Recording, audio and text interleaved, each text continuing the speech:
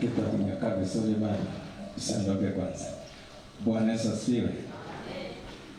Wewe mdada anaitwa nani vile? Haleluya. Bwana nipe kile kitabu cha wokovu wa Mungu juu ya viti vya enzi vya Mungu. Kuna kitu Mungu alikuwa akinisamisha jana juu ya vitabu hivi ambavyo Mungu amenipa. Napenda kusema kitu kidogo. Bwana Yesu asifiwe. Tumekuwa na vitabu ambavyo tumekuwa navyo hapa na jinsi ya kuombea maono, na watu wamevichangamkia kwa spidi kidogo, na kule ambako na vitoa kuna ambavyo vilishaandaliwa vichache, lakini nimefika pale hawakuwa wamefungua. Kwa hiyo vitabu bila shaka Mungu akitupa neema kisha tukapata vichache, lakini kwa wale ambao mtahitaji vile vitabu vya kuombea maono, andika jina lako. Kwa hiyo mama aliyekuja hapa ni mhusika, andika jina lako kwamba sijapata kitabu, nataka kitabu, ili tujue kwamba ni watu wangapi wanahitaji vitabu, ili tukaviandae vya kutosha. Bwana Yesu asifiwe. Sasa hiki kitabu kuna watu mwaka jana kimoja nilikuwepo walikipata, kinasema wokovu wa Mungu juu ya viti vya enzi vya miungu. Sasa kwa mtu ambaye anatamani pia kuombea maono yako vizuri, hichi kitabu ndio kama msingi wa vitabu vyote. Hichi kitabu ambacho cha kuombea maono ni kitabu changu cha 6. Kwa neema Mungu amenipa hiyo neema, ni kitabu cha 6 katika mfululizo wa vitabu, lakini kitabu msingi mkuu ni hiki. Na kama unatamani kupata hatua nzuri, hiki kitabu usikikose. Ni bora cha maono kiache, lakini uchukue hiki. Kinaeleza mifumo yote ya miungu inavyoweza kukubana kwa njia mbalimbali. Sasa hiki kitabu ndio kwenye vitabu vile 6, hiki ndio kitabu mama. Kwa ukipata hiki unapata mtiririko wote kwenye vitabu vile vingine. Kama ulikuwa hujakipata na Mungu amenipa neema, nimevitoa vingi, vikiisha nyumbani vipo. Kwa hiyo pambana kwa gharama yote. Unatamani kuombea maono yako sana, hiki kitabu ni muhimu sana kwako. Bwana Yesu asifiwe. Haleluya. Naweza kutupa huu.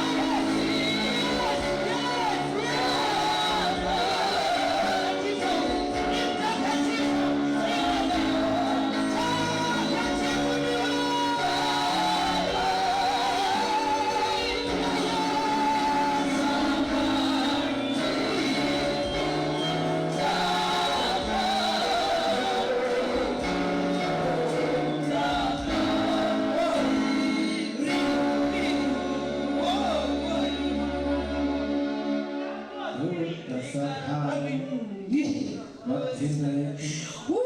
na kukwaa. Hebu nisahau, tutasahau maisha yetu.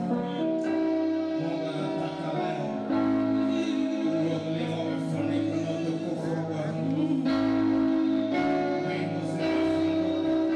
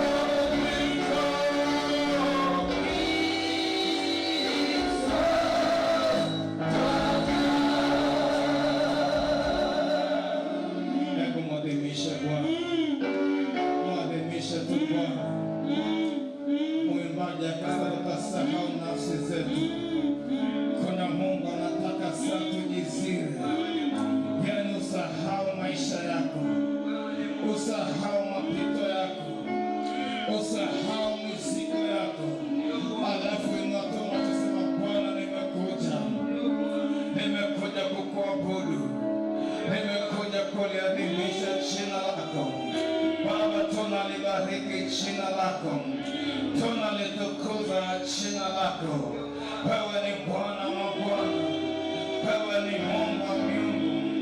Hakuna Mungu mwingine kama wewe. Ilikuwepo miungu ya Dagoni ikapita, ilikuwepo miungu mbalimbali ikapita, lakini ni yule jana na hata milele. Nasi tuko hapa kwenye mlima wa utukufu wako, nasi tuko hapa kwenye mlima wa utukufu wako, nasi tuko hapa kwenye mlima wa utukufu wako, nasi tuko hapa kwenye mlima wa utukufu wako.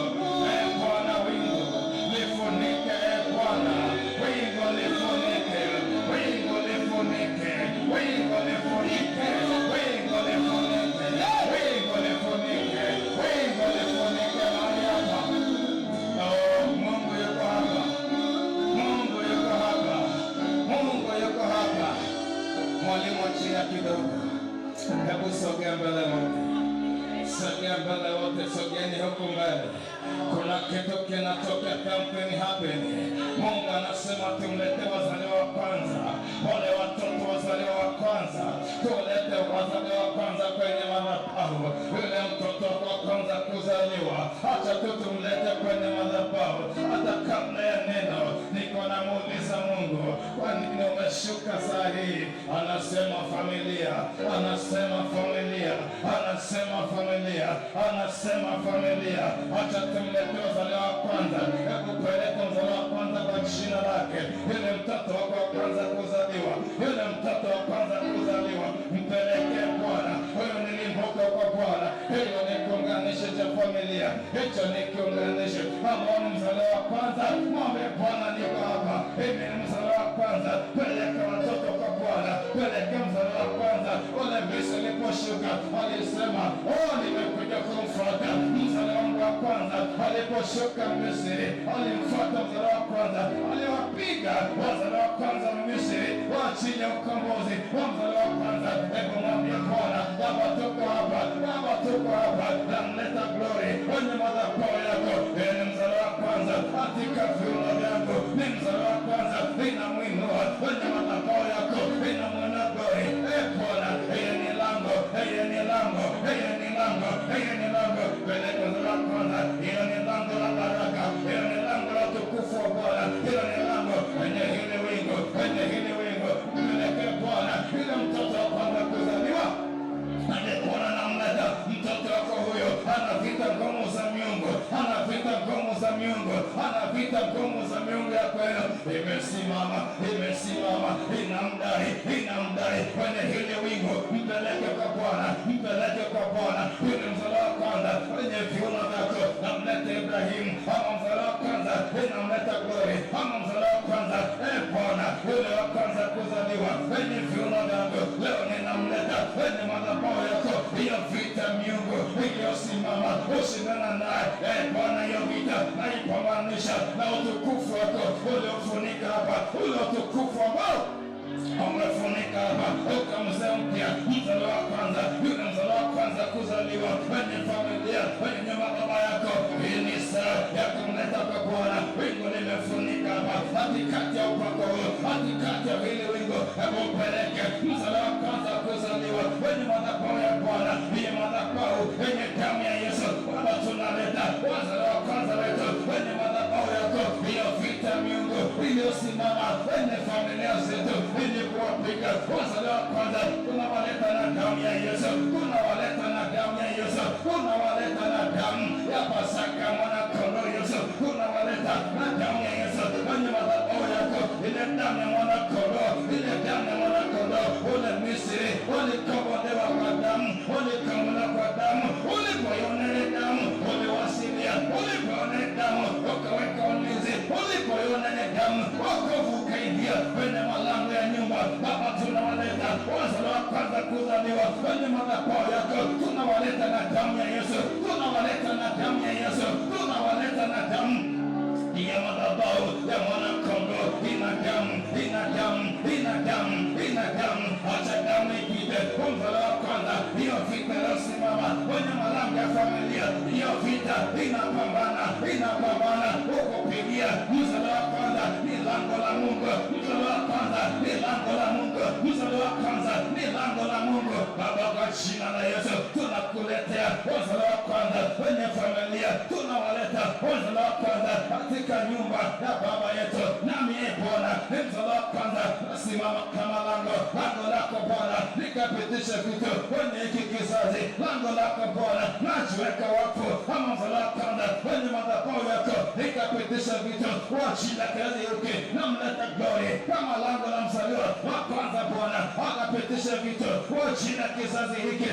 Bwana majeshi, yale maono makubwa uniwekeza mzalo wa kwanza yanapita kwenye vita, mashindano makuu yamesimama kwenye malango, maana amesema walipochagua miungu mipya uko na vita malangoni. Hiyo vita kwenye malango ya mzalo wa kwanza waliachilia damu ya Yesu. Hiyo vita kwenye lango naipeleke damu wenye miungu na wanyang'anya wazalo wa kwanza kwa jina la Yesu. Kama kule Misri mlinyang'anya kwa damu, nasi tunawanyang'anya kwa damu, tunawanyang'anya kwa damu. Wazalo wa kwanza wanabeba vitu kwa jina ya kizazi hiki, tunawanyang'anya kwa damu ya Yesu. Tunawanyang'anya kwenye mikono ya miungu, tunawanyang'anya kwa damu ya Yesu. Mungu ni hai. Tunasimamisha damu ya Yesu, tunasimamisha damu ya Yesu, tunasimamisha damu ya Yesu kwenye hilo lango la mzalo wa kwanza. Bwana ukalitumie kwenye viwango vya juu vya utukufu. Hilo lango Bwana ukalitumie kwenye viwango vya juu vya utukufu, katika jina la Yesu Kristo wa Nazareti, katika jina la Yesu Kristo wa Nazareti aliye hai. Amen, amen. Rudi kakae sasa, rudi kakae sasa. Tunaingia kwenye neno. Rudisheni mimbari hapa sasa. Haleluya. Baba, utukufu na sifa na heshima ni vyako. Tunalibariki na kuliadhimisha jina lako. Asante tena kwa neema na mafuta ambayo Baba umeachilia. Katika mambo yote utukufu na sifa na heshima ni vyako. Katika mambo yote utukufu na sifa na heshima vikurudie kwenye kiti chako cha enzi, maana wewe ni Mungu mkuu. Utukufu ni wako, sifa ni zako na heshima ni zako. Amen, amen. Sema amen. Tunabariki Mungu wetu, fadhili zake kwetu ni kuu sana, na kuna vitu vinachiliwa dabo. Sema dabo. Kuna vitu tumeombea familia zetu kwa wiki hii, na nimekuwa nakimuuliza Mungu kwa nini. Kuna wingu limefunika hapa kubwa sana. Endelea kutafuta, endelea wapi Mungu nataka tulielekeze. Bwana Yesu asifiwe. Kitu cha msingi ni kuamini. Kitu cha muhimu sana ni kuamini. Najua kuna sake na Petro na Yakobo na Yohana, kuna saa wingu lilifunika, hawakujua cha kuomba. Kasema sasa tuombe vibanda vitatu vijengwe. Kina alikuwa na mke Petro, alikuwa na familia, hakujua kulitumia wingu vizuri. Na mimi Bwana ametupa hii neema, na tunalitumia wingu vizuri, na tutaona utukufu wa Bwana ukifunuliwa. Bwana Yesu asifiwe. Hata kama hujazaa, weka mambo ya akiba kumwombea mzalo wa kwanza. Kati ya vita mkumu zilizoko kwenye familia ni mzalo wa kwanza. Bwana Yesu asifiwe. Sasa tumekuwa na ujumbe unaosema,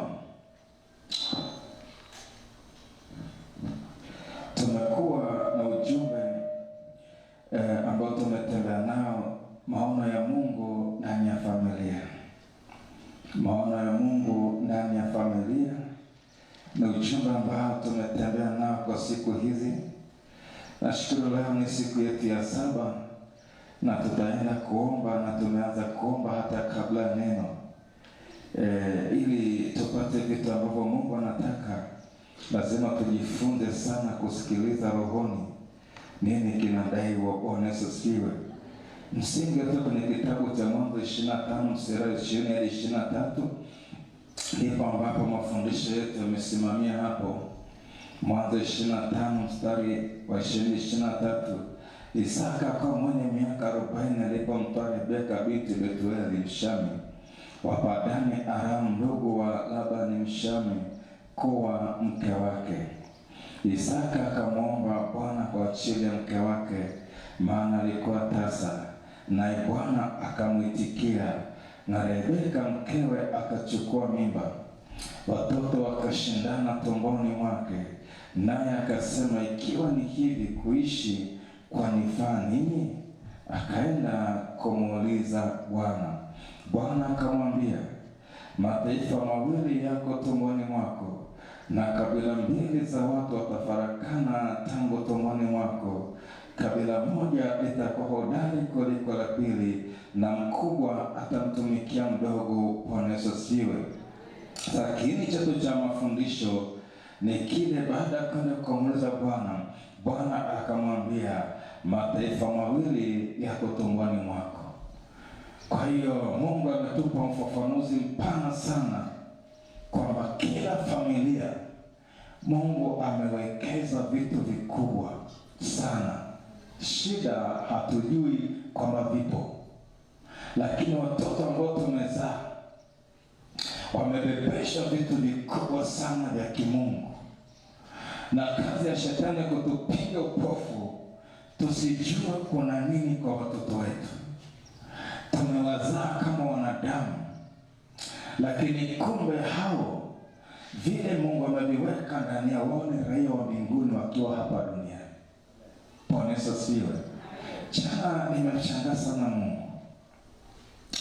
Mama Musa amemzaa mtoto kamficha ficha. Kumficha imeshindikana huko na wao mjini kwa upanga. Ameenda ametoka kwenye kisafina, amemwachilia mtoni, maji anampeleka. Kuna binti akakaa nafuatia ule mchezo. Amefika kwa binti Farao, akamwona mtoto analia, akamhurumia, akataka kumtunza. Akaja binti akasema, je, nikuitie mwanangu wa Kiebrania akulele, akunyeshe? Akasema, kanitie. Biblia inasema akaenda akamfuata mama yake na Musa mwenyewe kuja kunionyesha. Afu binti Farao akasema, ninyonyeshia huyu mtoto, nitakulipa mshahara wako. Ikitokana kwa Yesu, ile tu amezaliwa, bajeti ya kumhudumia haikuwa kwa Mariamu na Yusufu, sababu ni maona Mungu amewekeza kwenye ile familia. Ile tu kazaliwa, hata wiki bado, wakaleta tunu, dhahabu, manemane na uvumba. Sasa kwa nyakati za vipindi hivyo ni vitu vya thamani sana. Bwana Yesu asifiwe. Balozi, kuna mtumishi wa Mungu yuko pale nyuma, basi atijopenda akachukua vitu vyake aje akae huko. Yuko pale hapo amevaa shati jeupe pale. Hebu mwambie njoo kae huko mbele. Huyo chukue aje akae hapo. Bwana Yesu asifiwe. Tumekutana mbali na tumetembea mbali sana. Kwa nasikia ndani kunapiga kelele, aje akae hapo, heshima ya Mungu wake. Bwana Yesu asifiwe. Haleluya kanisa. Sasa tunaona bajeti ya kumlelea mtoto Yesu imetoka mbinguni, sio kwa kina Mariamu wala Yusufu, imetoka mbinguni. Sasa tena tunaona kuombea bajeti ya kuwalea akina Musa, ya kuwalea akina nani, akina Samson, ya kuwalea akina Yefta. Kwa katika ulimwengu wa roho, kama umeomba kwa imani, kuna vitu Mungu ataviachilia kwa ajili ya kumwanda mtu, kwa ajili ya ufalme, si kwa ajili yako. Na kitu ambacho kinatakiwa cha kwanza, sema discipline. Sema tena kwa Kiswahili. Sasa moja dhambi mbaya kwetu wa Kristo, ufalme wa mbinguni unapowekeza kitu unataka kitumiwe kwenye kitu halisi ambacho ndio maana wanasema Baba yetu ulio mbinguni, jina lako, ufalme wako na mapenzi yako hapa kama timizavyo. Kwa hiyo kwa kila ambacho tumeomba jana, Mungu akikufunulia una kina nani kwenye familia, ataandaa mchakato, ataleta bajeti ya kuandaa wafike napotakiwa wafike. Haleluya.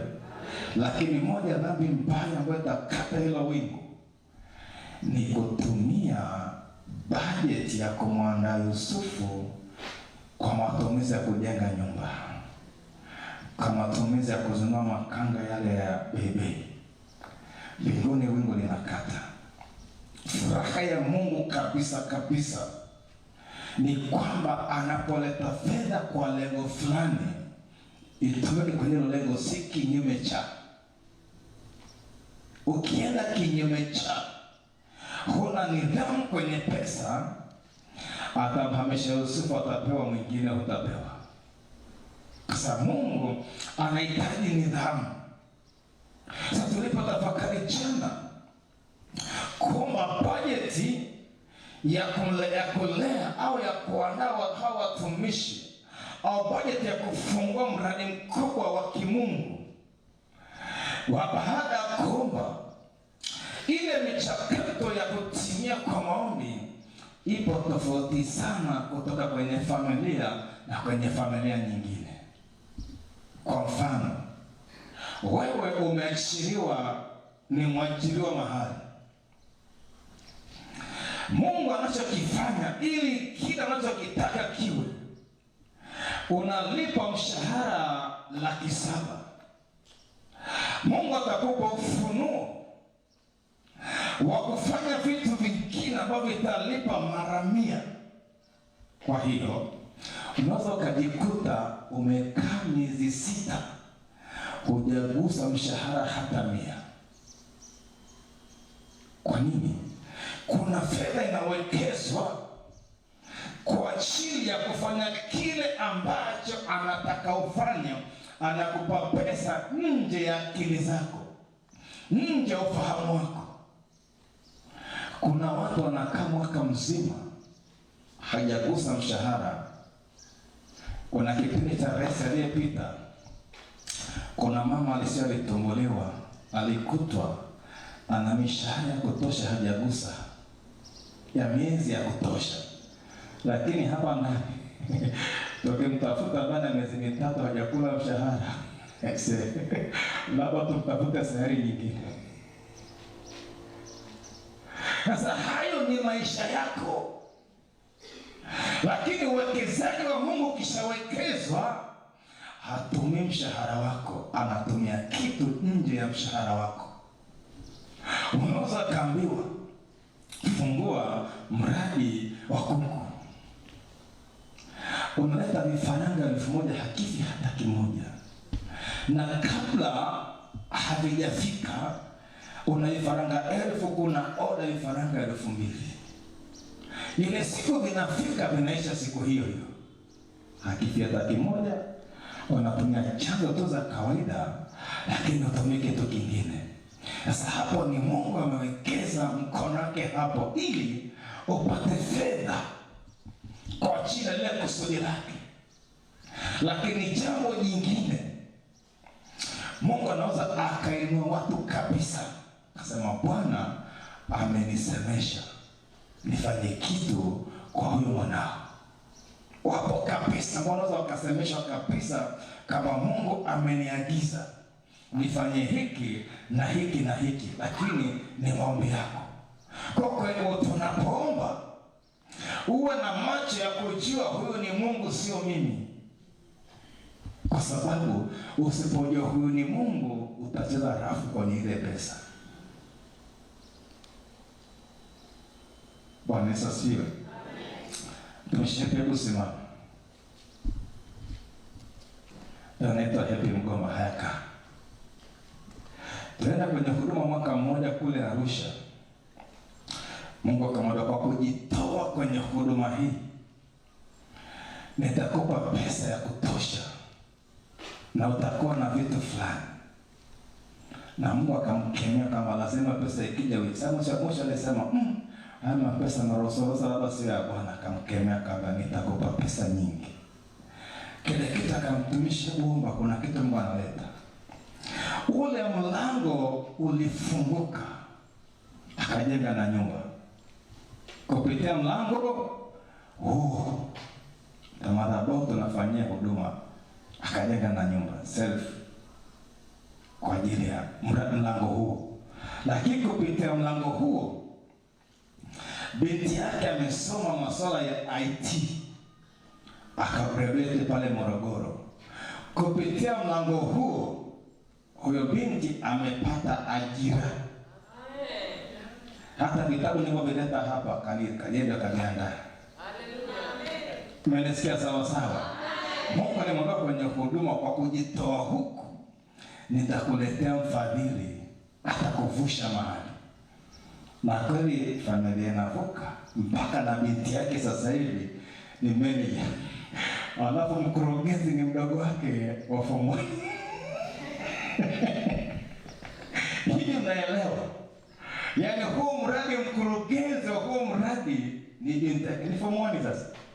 Yaani binti wa form 1 mkurugenzi. Alafu manager ni dada yake wa form amegraduate chuo. Ndio manager pale. Kuna vitu Mungu anavifanya. Alafu unasema kwa nini? Kwenye akili haingii. Mungu alinua tu mfadhili mahali na akasapoti. Kwa hiyo tunaposema haya, panua wigo yako ya Mungu, usiangalie tu kama mshahara kako. Hivyo nasema anakufundisha jinsi ya kupata nini? Faida. Kwa Mungu anapokufundisha, kuna vitu vitakuja, lakini hakiki tu kwamba huyo ni Bwana. Itakia ishara hata mara 2 mara 3. Ni wewe Bwana. Kido niliuliza mara 2. Asema kama ni wewe, ngozi iwe kavu, nchi na umande yote.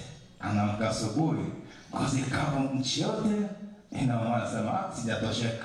Kama ni wewe, sasa ngozi ziwe bichi ila ardhi yote iwe kavu. Anaamka asubuhi, ngozi ni bichi, sema akakamua ngozi katoa bakuli la maji, akasema yes. Kwa sababu siku hizi kuna waganga wanawahi mbele, kuna washetani wanawahi. Yaani ni hizo radio za FM. Ukigusa imedaka. Sasa akija Ishmaeli ampishe, tafute Isaka. Kwa hiyo kikubwa ukana Mungu akupe maelekezo ya kwake. Bwana asifiwe. Sasa leo tunaenda kwa ufupi kidogo, alafu tunaomba kwa ufupi sana.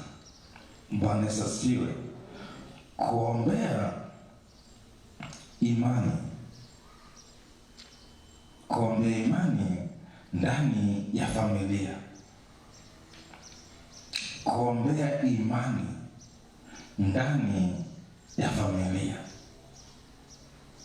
Kuombea imani ndani ya familia.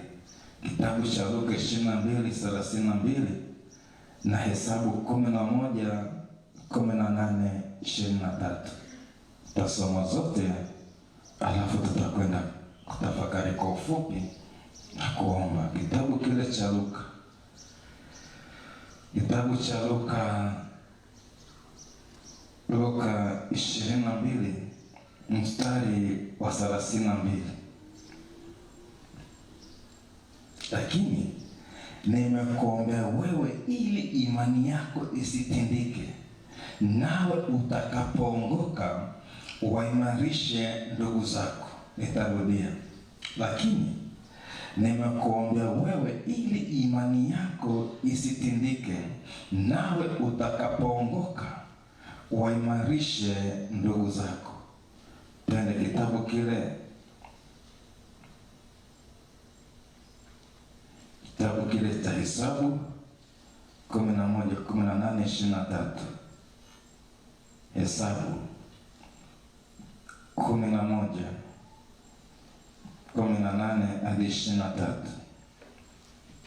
Kisha uwaambie watu hawa, jitakaseni nafsi zenu kabla ya kesho, nanyi mtakula nyama, kwa maana mmelia masikioni mwa Bwana kusema, ni nani atakayetupa nyama tule? Maana huko Misri tulikuwa na uheri. Basi kwa sababu hii Bwana atawapa nyama, nanyi mtakula.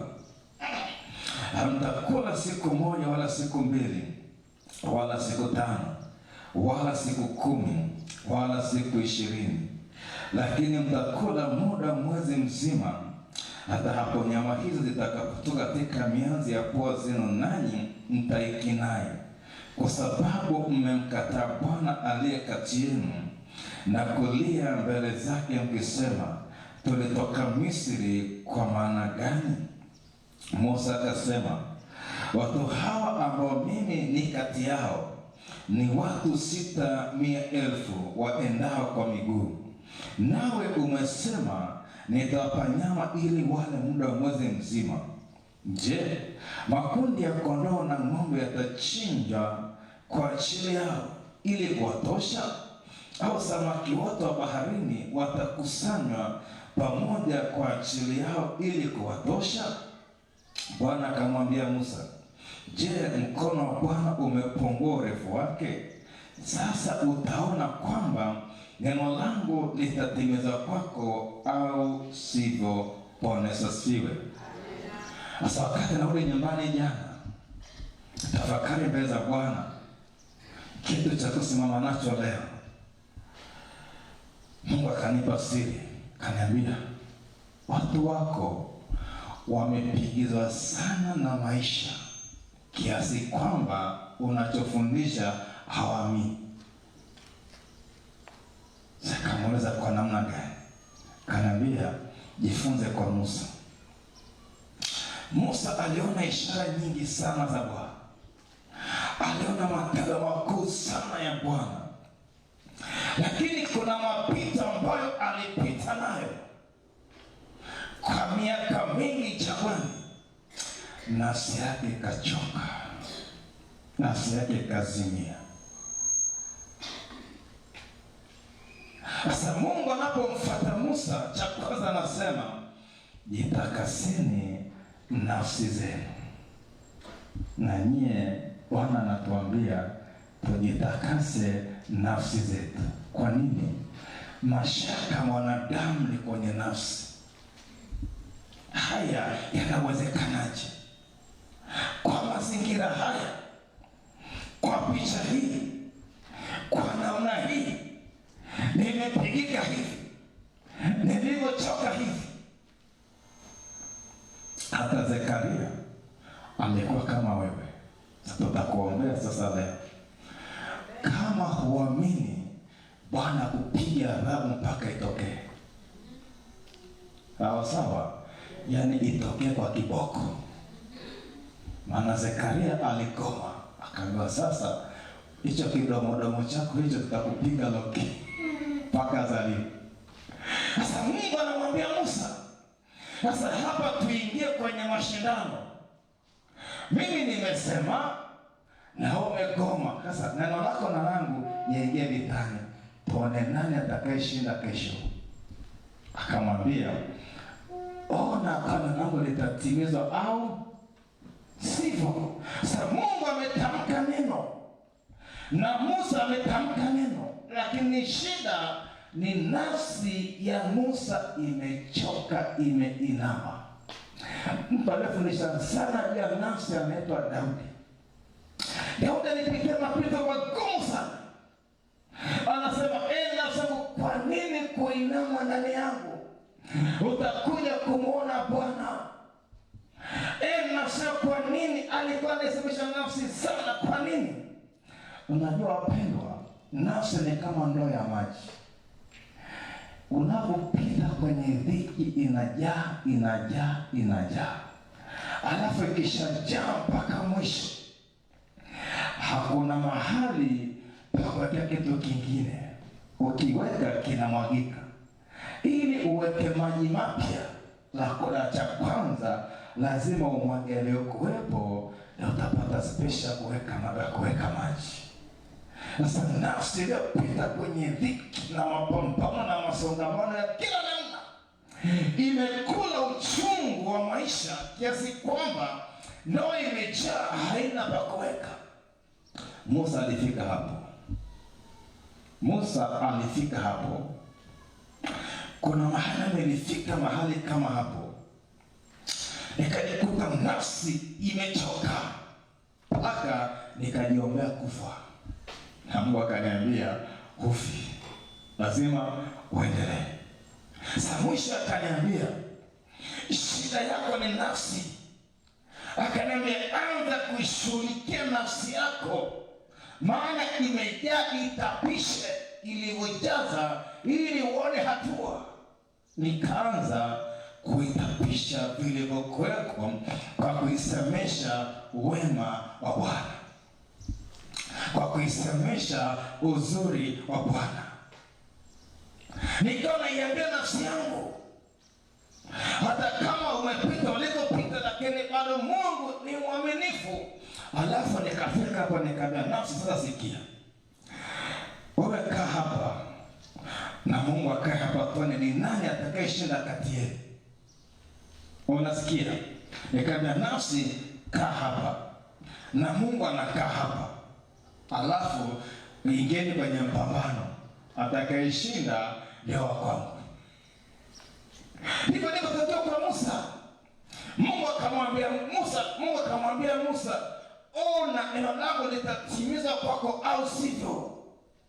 Sakaga nafsi, sitaki unipeleke babaya. Siko tayari kumwacha Mungu, amenitoa mbali sana.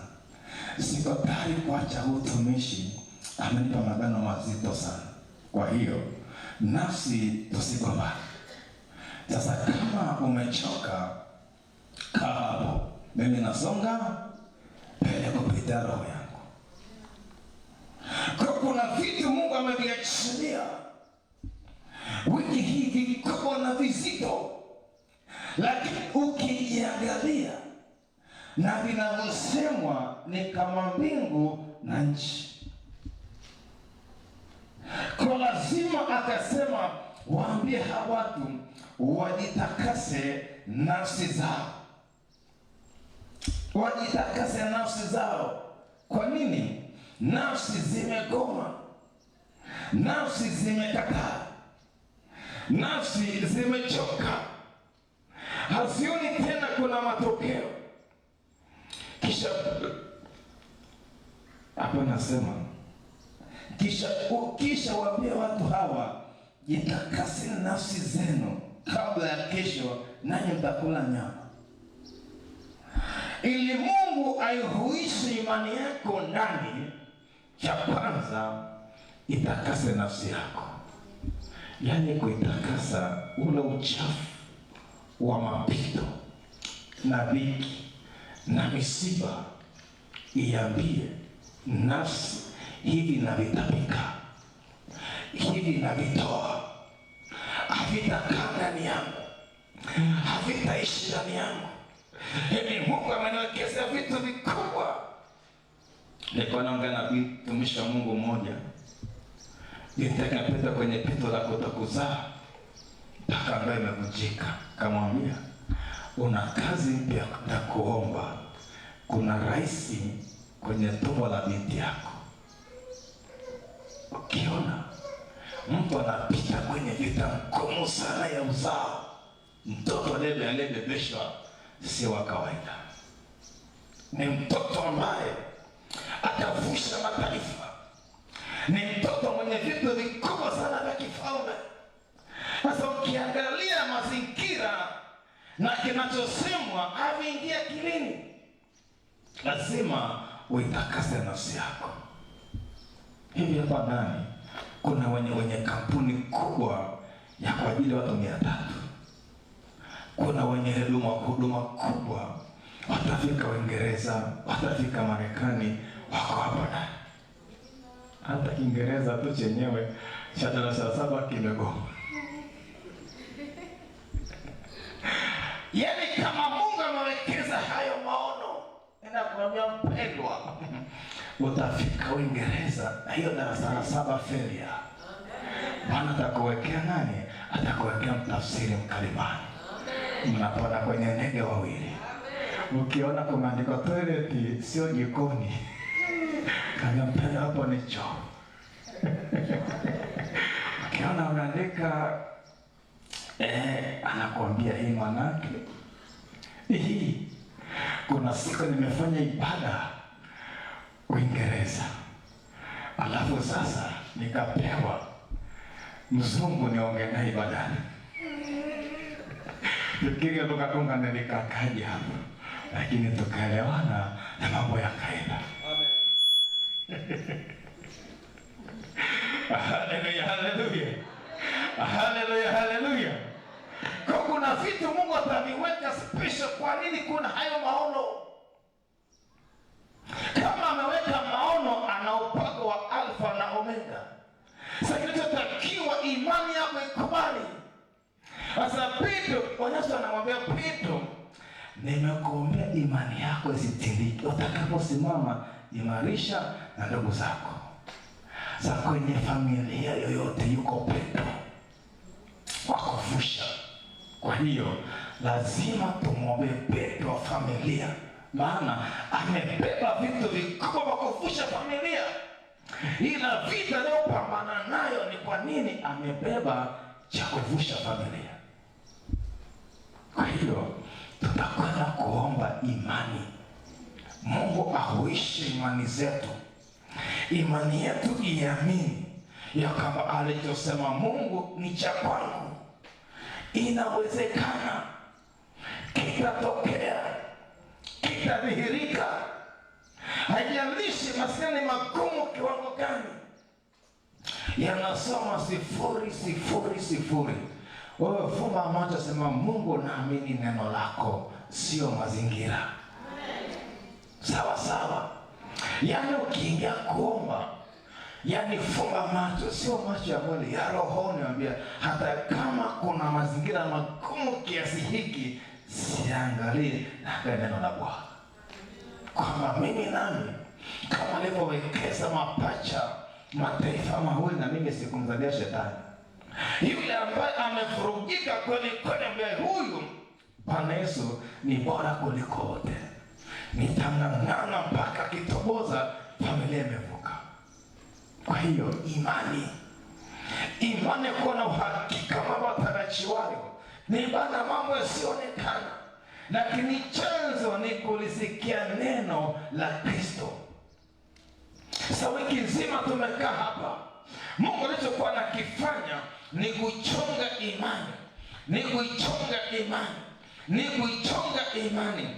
Semina ikiisha, ndio unawasha moto ambao hautazimika mpaka umeona matokeo. Nimekuambia maombi ya kuombea maono hayaishaji mpaka maono yametimia. Kwa hata kama hakuna maombi kwenye kanisa, kisi kusumbua unakaa kuombea. Na nimeona zile kanisa na mkupa mfumo uko rahisi sana. Nimekuwa natamani kila mtu upate. Na kama ukiona huwezi kununua hata hiyo, nitakupa bure. Haleluya. Wale wote hawawezi wakapata, kesho mtafanya mpango na nyie mpate wote. Sawa sawa.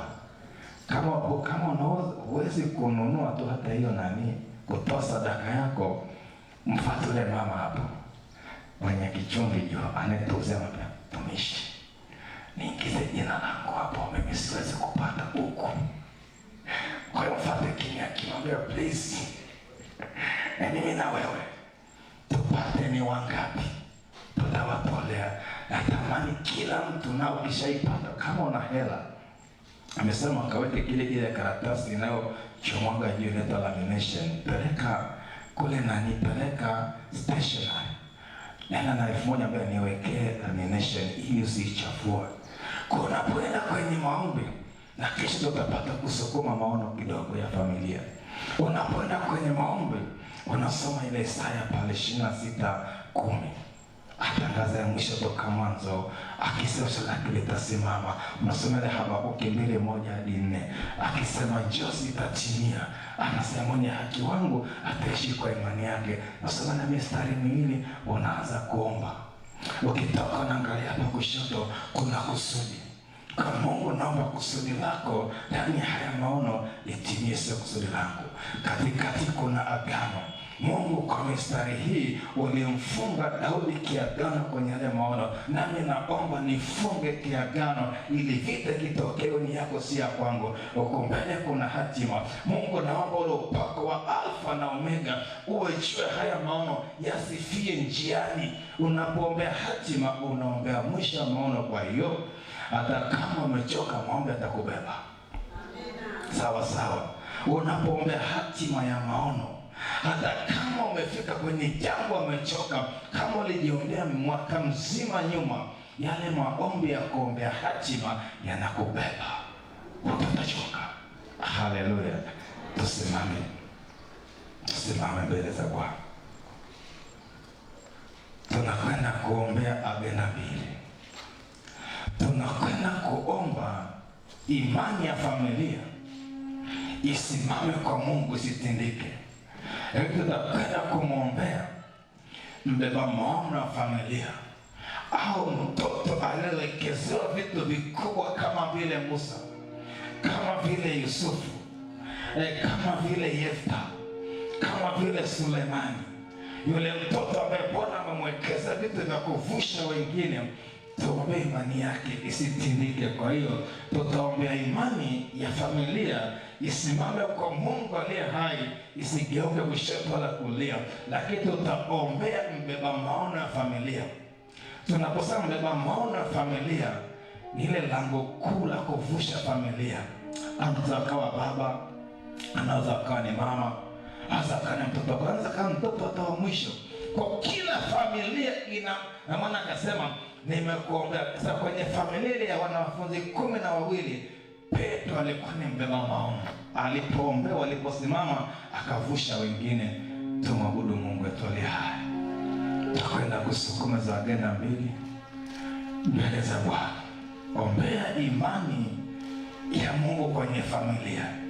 Hata kama kuna changamoto, hata kama kuna vita kiwango gani, imani isitindike.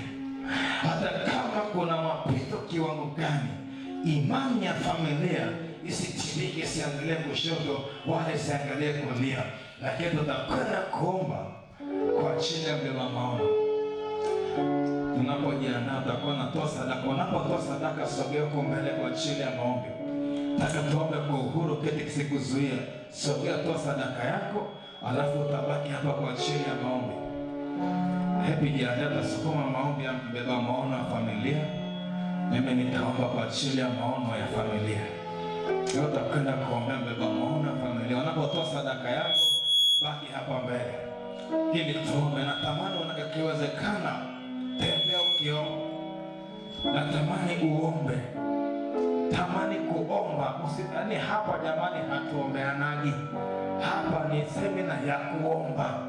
Ikitokea neema kuombea, watumishi wanaosimama tunakusaidia tu kukusukuma ufike unapotakiwa kuomba. Lakini wewe una jambo na familia yako, una mzigo, na kwa hiyo unapoomba hakikisha usichoke. Tembea, zunguka tu, nenda rudi. Ukisikia kupiga magoti huko mbele, ukisikia kukaa chini, nataka omba kwa state. Kikubwa ni kwamba sauti yako ifike mbele za Bwana.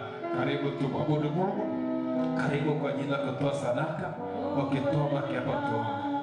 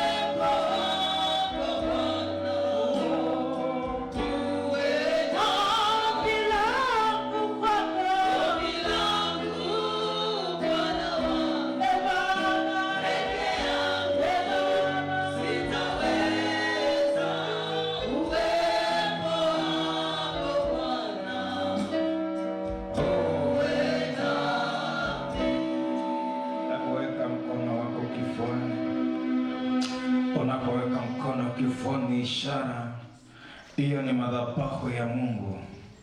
Anasema anakaa ndani yetu na ndani yetu anatembea.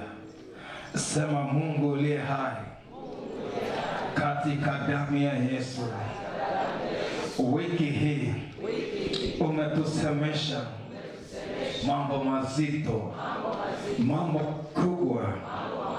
Nafsi zetu na akili zetu zinashindwa kuyabeba, zinashindwa kuyakubali.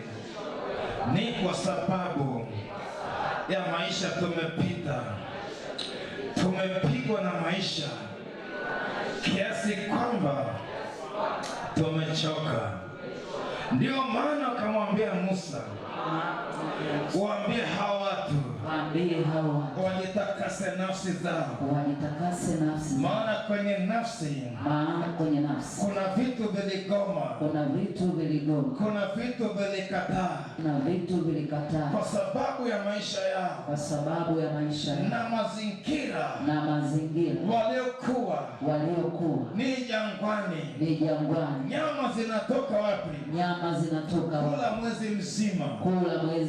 Mungu uliye hai, niko hapa.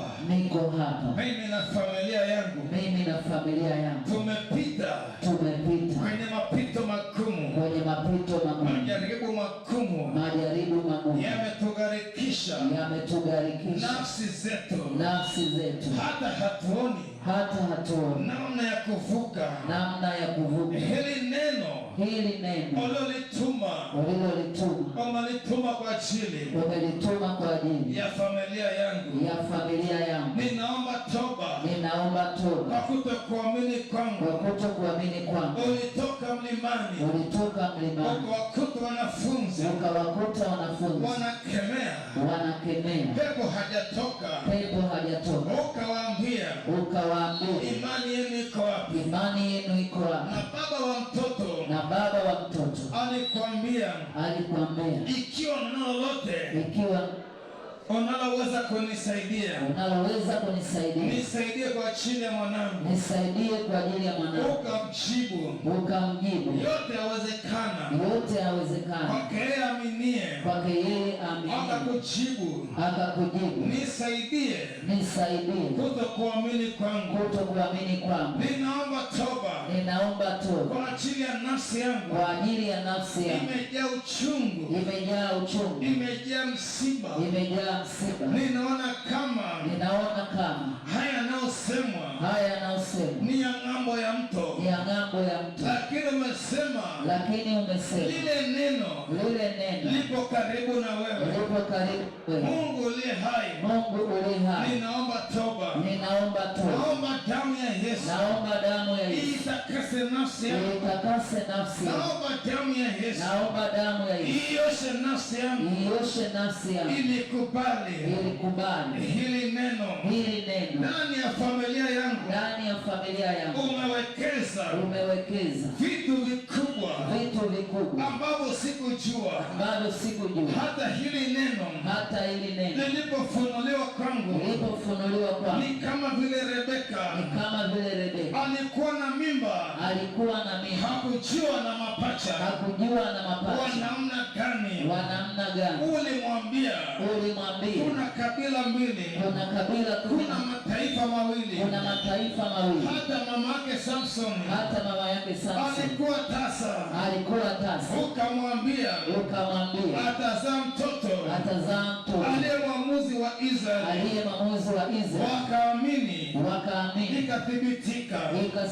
Nami leo ninasogea mbele zako kwa ajili ya kuiombea imani ya familia yangu, imani yetu ijengwe kwako. Kama ulimwombea Petro ili imani yake isitindike, kumbe inawezekana kuiombea imani na isitindike. Nasimama leo ninawakilisha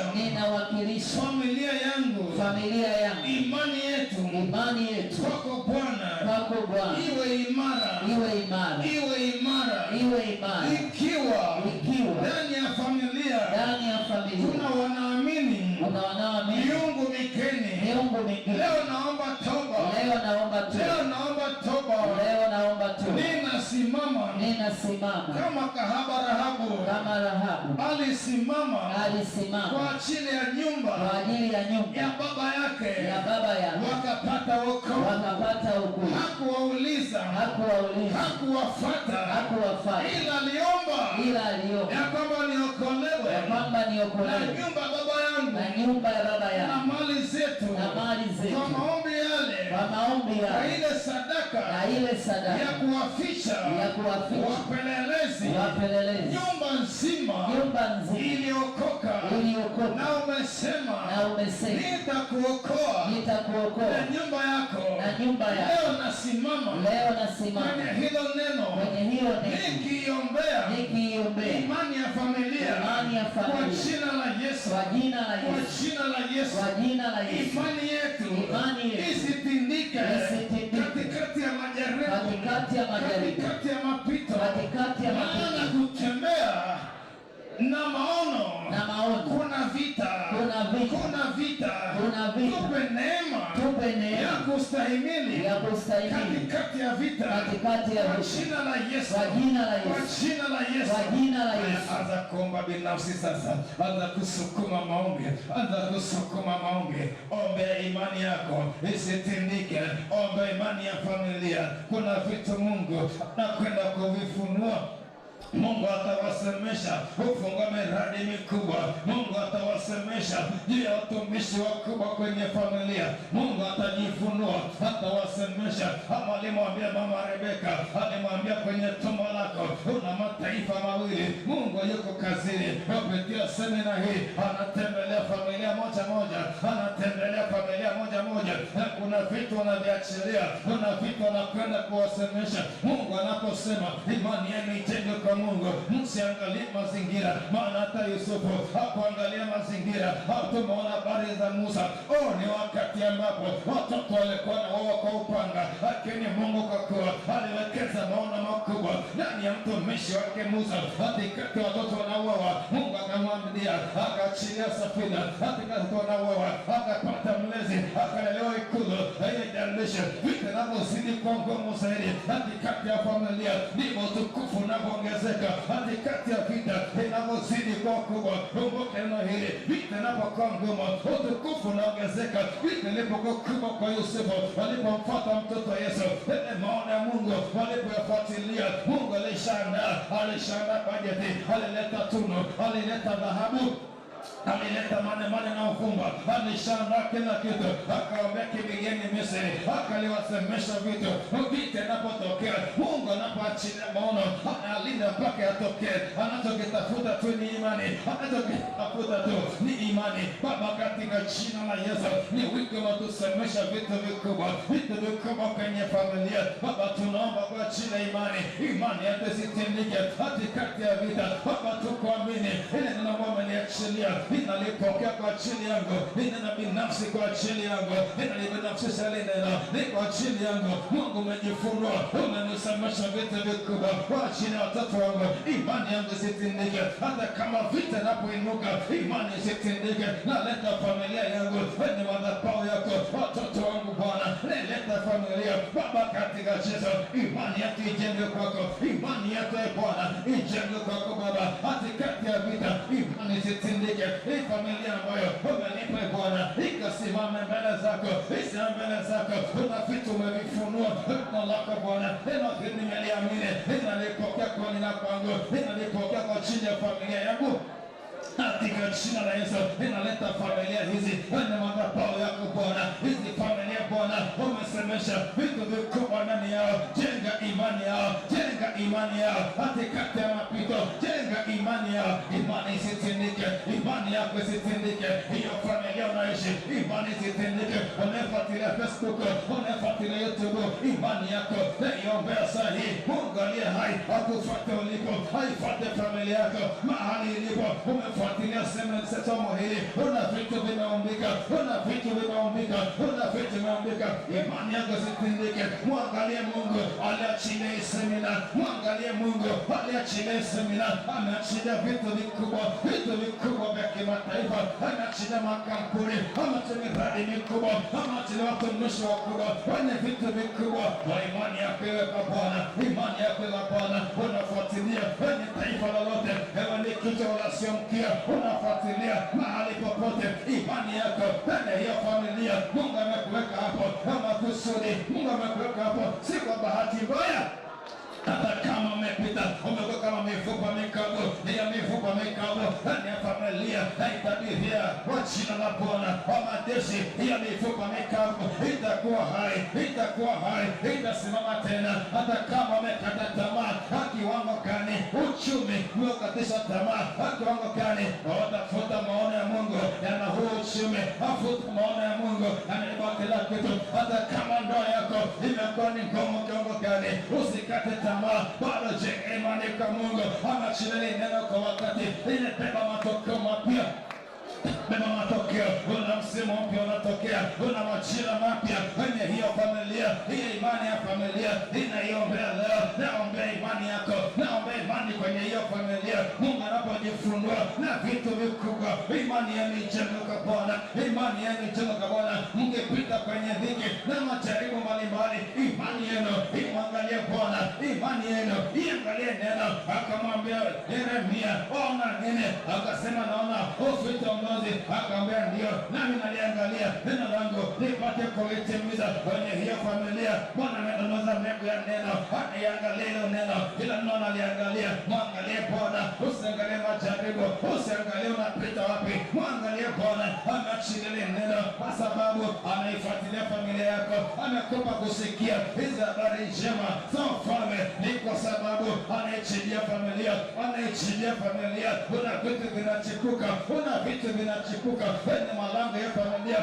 Mungu aliye hai, hata kama wamekata tamaa kiwango gani, Bwana nawaombea watie nguvu tena, waamshe tena, waamshe tena, waamshe tena, wasonge mbele. Maana Elia alichoka, akakata tamaa, akajitakia nafsi yake kufa. Akamwambia Elia, amka ule, songa mbele, Baba umeachilia neno. Hili neno ni mkate wa njiani.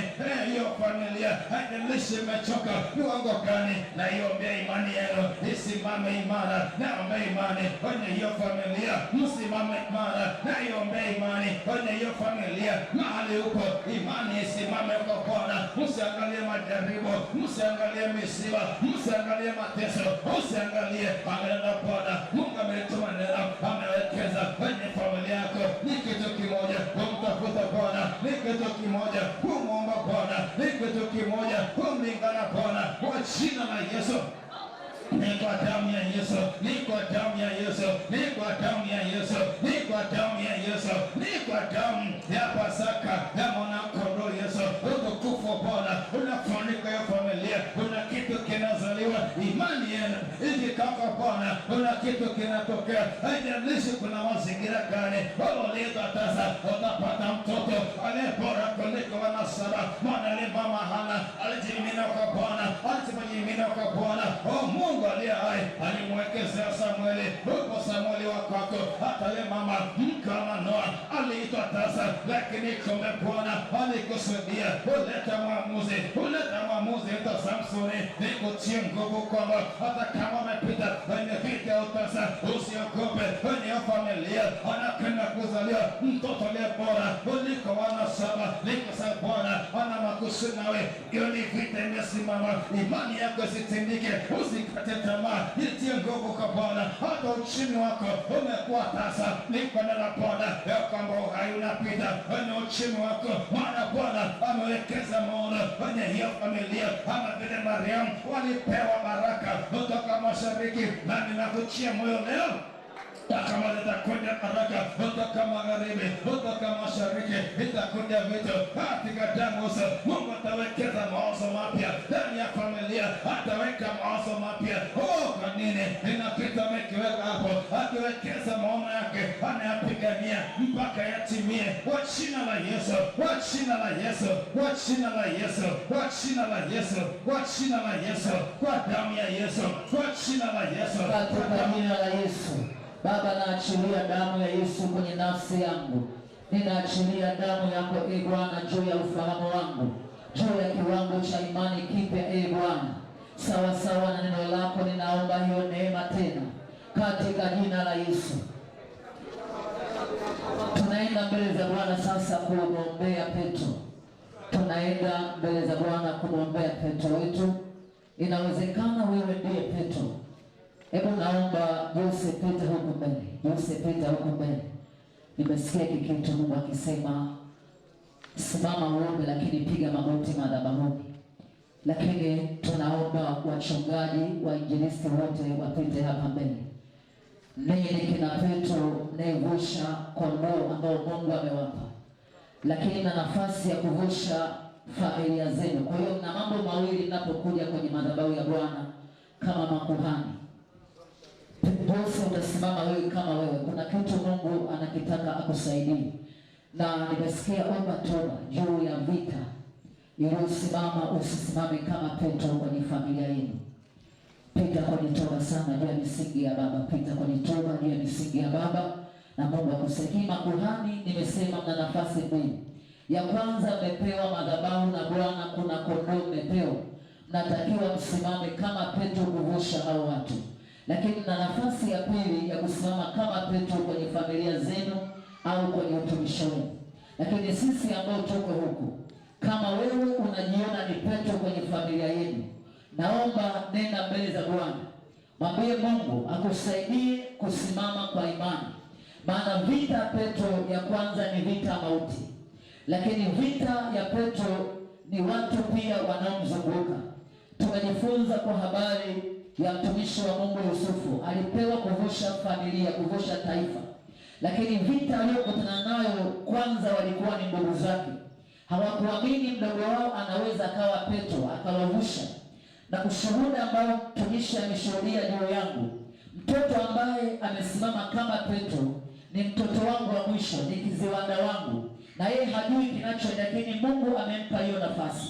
Kwa hiyo usiangalie nafasi tu ya kuzaliwa, angalia nafasi ya ulimwengu wa roho. Unaweza kuwa mdogo, lakini Mungu amekupa hiyo nafasi. Unaweza kuwa na watoto watatu, lakini mdogo kama amepewa hiyo neema. Kwa hiyo twende mbele za Bwana tuwaombee kina Petro. Vita wanayopitia sio ya kawaida, wanapitia vita ngumu. Wengine wameshakata tamaa, wengine wamekatishwa tamaa, hawakupewa sapoti ya kuombewa, hawakupewa sapoti ya kutegemezwa, kwa sababu kiwango cha vita, pasipo kutegemezwa, pasipo msaada wa Mungu aweze kusimama na kuvusha hilo taifa. Nenda mbele za Bwana, jiachilie tu kwa Bwana. Baba, katika jina la Yesu, ninaleta watumishi wako Bwana saa hii. Ninaleta watu hawa mbele zako jioni ya leo. Mungu, unamhitaji Petro katika madhabahu hii jioni ya leo. Unamhitaji Petro aliyekusudiwa kwenye familia. Kuna kina Petro ambao ulisema nao. Kuna kina Petro ambao walikuwa na maono makubwa kwa ajili ya familia, lakini watu waliowazunguka wamewakatisha tamaa. Tumemwona Yusufu alibebeshwa kitu kikubwa cha kuvusha familia, lakini watu waliomzunguka, ndugu zake waliozaliwa na baba mmoja, walihusika kuua maono ya Yusufu, walihusika kuachilia maumivu juu ya Yusufu, walihusika kuchimba mashimo ili Yusufu azikwe akiwa hai, walihusika kutengeneza mazingira ya hayo maono ndani ya Yusufu kufa. Yuko kwenye hii madhabahu jioni ya leo, amekatishwa tamaa na baba yake na mama yake, amekatishwa tamaa na misingi ya mahali alipozaliwa, amekatishwa tamaa na watu waliomzunguka. Inawezekana ni waombaji wenzake, inawezekana ni majirani zake, inawezekana ni watu wanaofanya kazi pamoja na yeye, inawezekana ni watu waliotakiwa kumbeba kwa maombi, lakini wameshindwa kuona hiyo neema kwa huyo mtu, wameshindwa kuona hilo kusudi ndani ya huyo mtu. Baba, katika jina la Yesu Kristo, haijalishi Petro ameuzwa, kama alivyouzwa Yusufu katika nchi ya ugeni. Haijalishi Petro ameuzwa, haijalishi Petro yuko kifungoni, haijalishi Petro anatendewa mambo magumu saa hii, haijalishi Petro madhabahu za ukoo zimemshikilia na haoni upenyo wa kutoka. Kama Mungu alivyomfuata Yusufu kiagano, kama Mungu alivyomfuata Yusufu kiagano kwenye nyumba ya mfalme, ulipomfuata Yusufu kiagano kule gerezani, Bwana, mfuate Petro katika jioni ya leo. Fuate Petro kwenye madhabahu jioni ya leo. Fuate Petro katika jina la Yesu. Baba, naiachilia damu Yesu ya huyo Petro. Naiachilia damu Yesu kwa huyo Petro. Naiachilia damu Yesu kwa huyo Petro. Enyi roho za mizimu mliomshikilia huyo Petro wa mafamilia, enyi madhabahu za ukoo mlioshikilia huyo Petro wa ukoo, mliomshikilia Petro wa eneo, katika jina la Yesu, iko nguvu ya Mungu inapita sahihi kwako. Iachilie tu mbele za Bwana, iachilie tu mbele za Bwana. Iko neema inaachiliwa kwako sahihi. Kama ni mizimu imeshikilia hiyo nafasi, kama ni mizimu imeshikilia hilo kusudi, kama ni Mungu imeshikilia hiyo hatima yako ya kusimama kama Petro, haijalishi umekata tamaa, iko neema mpya Bwana anaiachilia sasa. Iko neema mpya Bwana anaiachilia sasa. Iko neema mpya Bwana anaiachilia sasa. Iko nguvu ya Mungu inapita kwenye tumbo. Iko nguvu ya Mungu inapita kwenye nafsi. Iko nguvu ya Mungu inapita kwenye mawazo yako. Iko nguvu ya Mungu inapita kwenye mikono yako. Iko nguvu ya Mungu inapita kwenye miguu yako. Haijalishi upo gerezani, iko neema sasa inapita kwenye hilo gereza. Iko neema inapita sasa kwenye hilo gereza. Iko neema sasa inapita kwenye hilo gereza. Niachilie tu mbele za Bwana, niachilie tu mbele za Bwana. Mbingu zimefunguka saa hii. Mbingu ziko wazi saa hii kukusaidia. Mbingu ziko wazi saa hii kukusaidia. Maana hilo agano lipo kiagano. Maana hayo maono yapo kiagano. Hayo maono yapo kiagano. Hayo maono yapo kiagano. Katika jina la Yesu Kristo. Katika jina la Yesu Kristo. Naweka wakfu ardhi ya mahali hapa. Ninaweka wakfu mbingu za mahali hapa. Kila kifungo chochote saa hii kikamwachilie Petro yoyote ambaye Mungu ulimchagua tangu kuweka misingi ya dunia. Na isemesha mbingu na semesha na ardhi, zikaachilia upako wa Alfa na Omega. Zikaachilia upako wa Alfa na Omega. Zikaachilia upako wa Alfa na Omega. Hizo ngome zinaenda kutikiswa. Hizo madhabahu zinaenda kutikiswa. Hiyo misingi inaenda kutikiswa. Na Petro anaenda kuinuka tena. Na Petro anaenda kuinuka tena. Na Petro anaenda kuinuka tena. Na Petro anaenda kusimama tena. Hiyo misingi inatikiswa. Yuko malaika wa vita anatikisa hiyo misingi. Yuko malaika Mikaeli anatikisa hiyo misingi. Inawezekana misingi ya umaskini, Bwana anaenda kuitikisa saa hii. Hiyo misingi ya umaskini inatikiswa. Hiyo misingi ya umaskini inatikiswa. Inawezekana misingi ya uchawi na ushirikina imezuia hayo maono. Hiyo misingi inatikiswa saa hii. Hiyo misingi inavunjika saa hii. Hiyo misingi inabomolewa saa hii. Katika jina la Yesu Kristo, naruhusu upanga wa Bwana upite. Naruhusu upanga wa Bwana upite.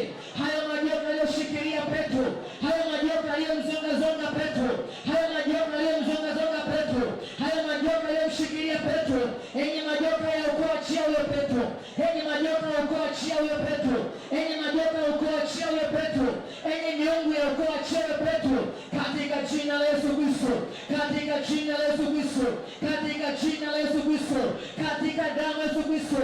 Roho Mtakatifu pita sasa. Roho Mtakatifu pita sasa. Roho Mtakatifu pita sasa. Roho Mtakatifu pita sasa. Roho Mtakatifu pita sasa. Roho Mtakatifu pita sasa. Ni saa urejesho juu ya Petro. Ni saa urejesho kwa Petro. Ni saa urejesho kwa Petro. Kila vifungo vinavunjika. Kila vifungo vinavunjika. Kila vifungo vinavunjika. Kila vifungo vinavunjika. Kila vifungo vinavunjika.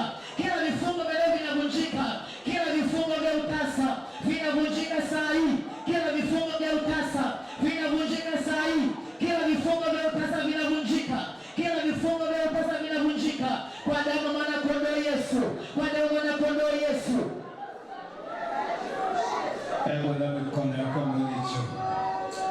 Kuna nguvu za Mungu za maombi zinakwenda kuachiliwa sasa. Tunaingia msimu mpya wa maombi. Tunaingia msimu mpya wa maombi. Kuna maombi yataachiliwa ndani yako. hutanyamaza.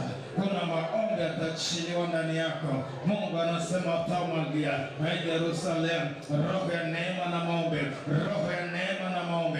Hata wamwagia wenye Yerusalemu roho ya neema na maombi. Mungu akumwagia sasa roho ya neema na maombi, roho ya neema na maombi. Jiachilie kwa Bwana. Una upako unaachiliwa sasa. Huo ni upako ambao utatoka nao hapa baada ya semina. Utakuwa na maombi, utatembea chini naomba, utakuwa na fumo naomba, utakuwa na piko naomba, utakuwa na fuo naomba. Maana kuna kitu Mungu anataka ndani yako, kuna kitu anataka akiamche ndani yako. Una maono anatakiwa uende kuiombea. Upako wa Roho Mtakatifu, uwezo wa Mungu, uwezo wa Mungu, uwezo wa Mungu uwe juu yako sasa, uwe juu yako sasa, uwe juu yako sasa, uwe juu yako sasa. Upako, upako, upako, upako, upako unaachiliwa. Upako wa maombi, upako wa maombi, upako wa maombi, upako wa maombi unaachiliwa. Daka hilo wingu, daka hilo wingu, daka hilo wingu, daka hilo wingu. Kuna nguvu inashuka, kuna nguvu juu yako.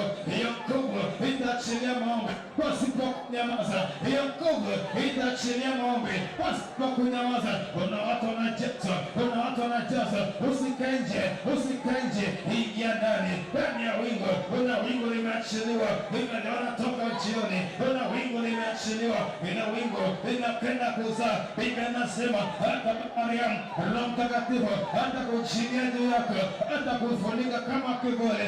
Utazaa kitakatifu, unakwenda kuzaa kitu. Maombi yako yanakwenda kuzaa kitu. Kuna watoto wanakwenda kuzaliwa. Haya maombi, huo upako unakaa juu yako, huo upako unapokaa juu yako unakwenda kuzaa vitu. Huo upako wa juu yako kwa jina la Yesu, huo upako wa juu yako, huo upako wa juu yako, huo upako wa juu yako, huo upako wa juu yako. Una vitu vinazaliwa, una vitu vinazaliwa. You connect na wingu, you connect na wingu, you connect na wingu, you connect na wingu. Hata kama kuomba, lakini kwa ajili ya maono Mungu atawekeza kitu ndani. Hata kama huwezi kuomba, lakini kwa ajili ya maono mbingu zimefunguka. Mungu anasema kizazi chake amekifuata.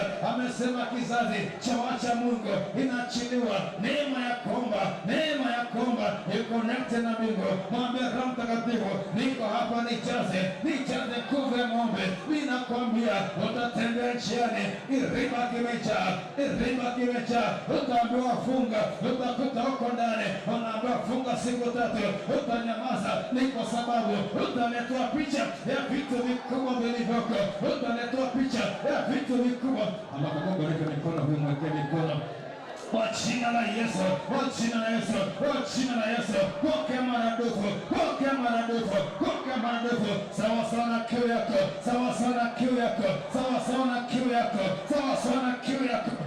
Umepita jangwani, una mito ya chemichemi, una chemichemi ya haki, una chemichemi ya haki, una chemichemi ya haki.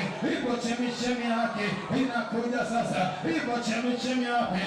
Makuhani wa Bwana nimesema mkalie hata matakatifu na madhabahu.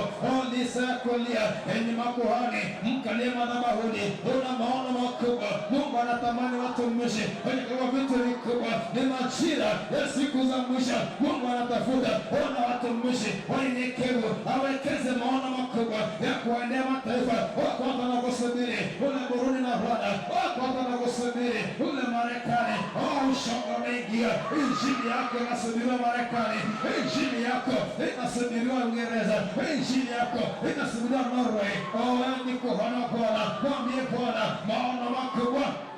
Mwambie Bwana haya maono ambayo mimi siyajui umeyaweka ndani. Mwambie Bwana akupe macho, akupe macho ya kuona. Bwana, kila mtumishi ana maono ndani, ila mtumishi ana maono ndani, ila mtumishi ana maono ndani.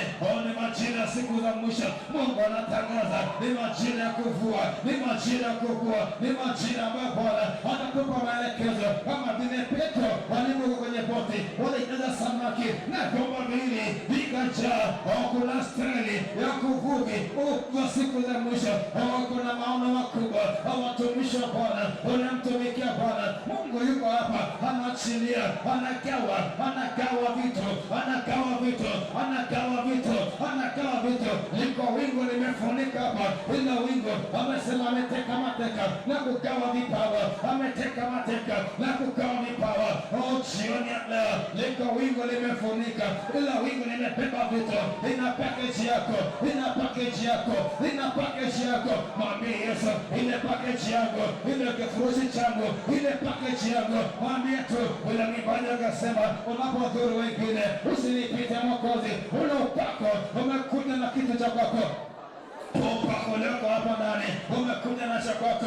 Una kitu cha kwako, una kitu cha kwako, una kitu cha kwako. Kwa jina la Yesu, pokea, pokea, pokea, pokea, pokea, pokea, pokea, pokea. Kwa jina la Yesu, pokea. Kwa jina la Yesu, pokea. Kwa jina la Yesu, pokea. Kwa jina la Yesu, pokea. Kwa jina la Yesu, pokea. Kwa jina la Yesu, pokea. Kwa jina la Yesu, pokea. Kwa jina la Yesu, pokea. Kwa jina la Yesu, pokea. Kwa jina la Yesu, pokea. Kwa jina la Yesu, pokea. Pokea, pokea, pokea, pokea, pokea, pokea. Kwa jina la Yesu. Kuna kitu kinatokea, kuna kitu kinatokea, kuna kitu kinatokea, kuna kitu kinatokea. Something happened. Happy. Niletese kila hapa mbele madhabahu. Kuna kitu kinatokea. Mungu anapita na package zake. Anapita na package zake. Kuna vitu anadikawa. Kuna vitu anadikawa. Amesema ameteka mateka. Ameteka mateka. Ameteka mateka. Naona je. Inaonekana kwa kuna madhabahuni kabisa. Ameteka amegawa. Roho Mtakatifu. Roho Mtakatifu. Kuna kitu kikubwa. Kuna kitu kikubwa amekipanga kwa ajili yake. Kuna jambo kubwa malipanga kwa ajili yake. Liko jambo kubwa malipanga kwa ajili yake. Liko jambo kubwa malipanga kwa ajili yake. Baba, angalia sadaka zake. Amekungoja kwenye malango yako. Amekungoja malangoni Jehova. Lile jambo jipya ambalo uliniachilia. Tumeona kwamba Bwana anapo kwenye vita ngumu, ana jambo kubwa mwenye vita ngumu. Umewekeza vitu vikubwa, nami namtegemeza kwenye madhabahu yako. Ninamtegemeza kwenye madhabahu yako. Yale maono ambayo umewekeza kwenye malango yao, yale maono ambayo umewekeza ni majira mpende kuchanua, ni majira ya mpende kuchanua kwa jina la Yesu. Bwana majeshi, ukaombe jambo likatokee, ukaombe jambo likatokee, ukaombe jambo.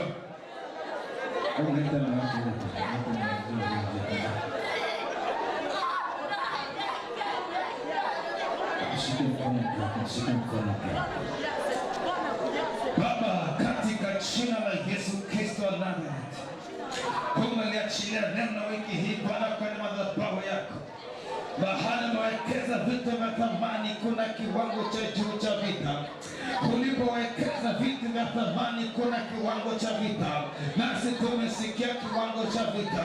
Baba, nasimama kwa mamlaka ulionipa. Baba, nasimama kinyume na hiyo vita malangoni, hiyo vita kwenye malango. Baba, naachilia damu ya Yesu.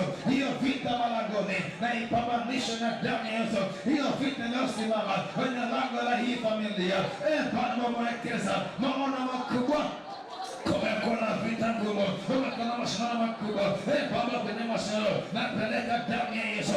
Achilia damu ya Yesu kwenye hilo lango. Napeleka damu ya Yesu kwenye hilo lango. Hiyo vita iliyosimama, hiyo vita naipambanisha. Neno la Bwana ambalo umeliachilia wiki, inaliachilia ulimwengu wa roho wa hii familia kwa jina la Yesu. Hiyo vita iliyosimama naipambanisha na upaka Bwana. Neno la Bwana, hiyo vita naipambanisha. Neno la Bwana kwa jina la Yesu Kristo wa Nazareti. Bwana, kono wako ingilia kati, ingilia kati hiyo vita, ingilia kati mashindano makuu kwenye hema lango kwa jina la Yesu Kristo wa Nazareti. Mungu Baba, Roho Mtakatifu juu yao, uwatamie kuanzia leo. Roho Mtakatifu juu yao, uwatamie Bwana yale maono ambayo yamepimwa kwenye kati na majira tofauti, upako wa juu yao kwa jina la Yesu, upako wa juu yao Baba, jambo jipya likaumbike, jambo jipya likaumbike, ile ambalo lilitunza kwenye malango yao, ile maono uliowekeza kwenye hii familia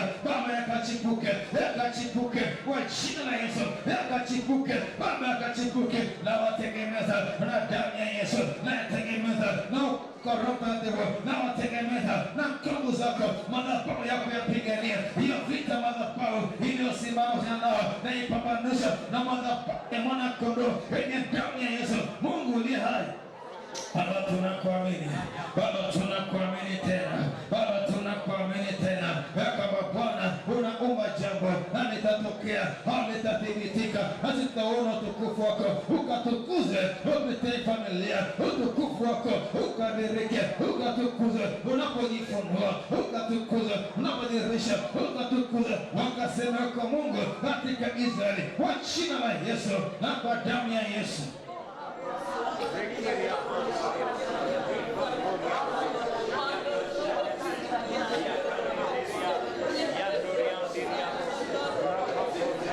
Bandika mikono kemela pepo. Kwa jina la Yesu aliye hai. Kwa jina la Yesu aliye hai. Kwa jina la Yesu aliye hai. Kwa jina la Yesu aliye hai. Pepo la ndani yake. Na kukemea kwa jina la Yesu. Na kutoa kwa damu ya Yesu. Kwa jina la Yesu aliye hai. Uwe huru. Uwe huru. Uwe huru. Uwe huru. Uwe huru. Kwa jina la Yesu. Kwa jina la Yesu. Kwa jina la Yesu.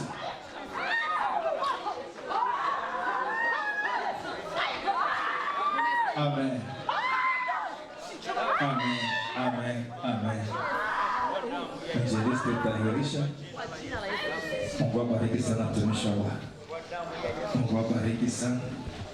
Mungu abariki. Amen. Mungu abariki sana.